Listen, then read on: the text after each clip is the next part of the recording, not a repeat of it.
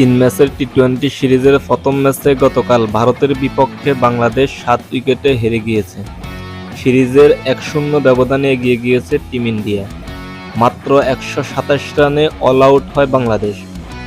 শান্ত 25 বলে 27 রান এবং মিরাজ 32 বলে 35 রান করেন। আর বাকি প্রতিটা ব্যাটার যেন আসা যাওয়ার মিছিলে সামিল ছিল। ভারতের বোলারদের সামনে দাঁড়াতেই পারেননি তারা। ওপেনিং থেকে মিডল তাসের ঘরের মতো ভেঙে পড়েছে। ভারতের বিপক্ষে বরুণ ও আর্শদীপ সিং 3টি করে উইকেট নেন। জবাবে ভারত মাত্র 3 উইকেট হারিয়ে ম্যাচ জিতে নেয়। 49 বল হাতে রেখেই তারা জিতে যায়। ভারতের হয়ে 16 বলে 39 রান করেন হার্দিক পান্ডিয়া। বাংলাদেশের পক্ষে মুস্তাফিজুর রহমান ও মিরাজ 1টি করে উইকেট নেন। আসলে